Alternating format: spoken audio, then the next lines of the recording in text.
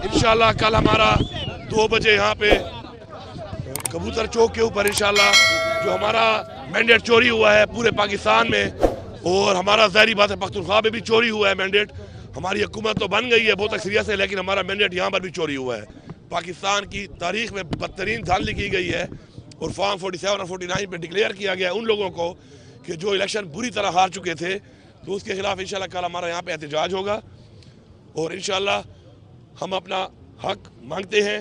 हम बड़ी आजिज़ी से तमाम इदारों से, अदलिया से, चीफ जस्टिस, सुप्रीम कोर्ट से, इलेक्शन कमीशन से, तो हमें उम्मीद इसलिए नहीं है कि उनका आईनी तौर पे जो फ़र्ज़ था कि उन्होंने फ्री एंड फेयर इलेक्शन कराना है तो उन्होंने वो नहीं कराया, और मेरे ख्याल में चीफ इलेक्शन कमीशनर को तो इस्तीफ़ा दे देना चाहिए और हमारे जो अदलिया है उनको एक्शन लेना चाहिए उनके खिलाफ, क्योंकि उन्होंने आइन से गद्दारी की है और अपना आइनी फ़र्ज़ सिर्फ ये नहीं कि पूरा नहीं किया बल्कि उसको बार बार वायलेट कर रहे हैं। जिस तरह आप देखें आप कि हमारी जो रिज़र्व सीट थी, अब रिज़र्व सीट का एक रेशो के मुताबिक कोटा होता है हर उस पार्टी का कि जिसके लोग वोट हासिल करते हैं। अब ये कहते हैं कि जी हमें तो नहीं दे रहे वो चले, लेकिन किसी आइन में कहीं, किसी कानून में कहीं नहीं लिखा हुआ कि वो किसी और को ये दे सकते हैं।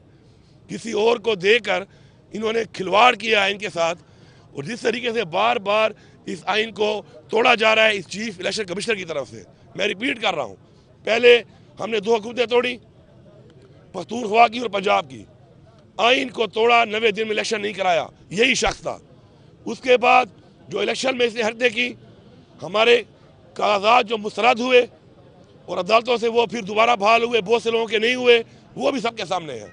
फिर इलेक्शन के अंदर बारहा बताया गया वीडियो के ज़रिए, हर चीज़ के ज़रिए कि कागजात छीने जा रहे हैं, अगवा किया जा रहा है प्रपोजर सेकेंडर को।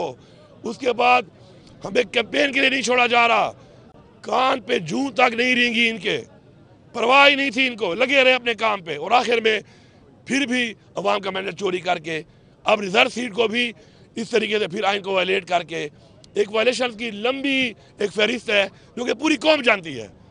मैं ये समझता हूँ कि शायद इस मुल्क में जो आर्टिकल 6 है, जिसका मतलब ये है कि जो आइन तोड़ेगा आर्टिकल 6 के मुताबिक सजा होगी, ये लोग भूल चुके हैं आर्टिकल 6 को।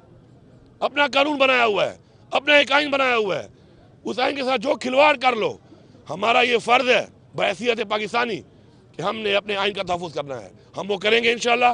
अपना हक मांगते हैं, अपना हक मांगने के लिए हम तमाम इदारों से, अदलिया से, सबसे रिक्वेस्ट करते हैं कि फ्री एंड फेयर तरीके से ट्रिब्यूनल में हमें अपना हक दिया जाए फॉर्म 45 के मुताबिक। अगर ये नहीं किया जाएगा तो इस इलेक्शन को मेरे ख्याल में न तो कोई पाकिस्तान में कबूल कर रहा है और न ही इंटरनेशनली तमाम इदारों ने कह दिया है इंटरनेशनली कि ये इलेक्शन ठीक नहीं हुआ।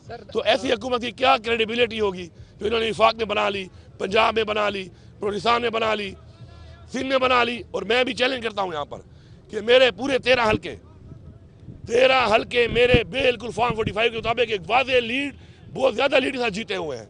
बावजूद इसके कि मैं ये दावा कर रहा हूँ कि इन्होंने हर हल्के में MPA पे कम से कम 10,000 वोट और MNA पे कम से कम 25,000 वोट जैली पोल इन्होंने करवाए हैं। इन्होंने कापियाँ दी हैं, स्टैम्प शुदा इन्होंने लोगों को वोट दिए हैं, हमारे मुखालफिन को जिनके साथ ये मिले हुए थे। और ये साबित होगा एक दिन, और इंशाल्लाह साबित करेंगे। इसलिए नहीं कि हमें घूमते चाहिए, इसलिए कि हम पाकिस्तान में फ्री एंड फेयर इलेक्शन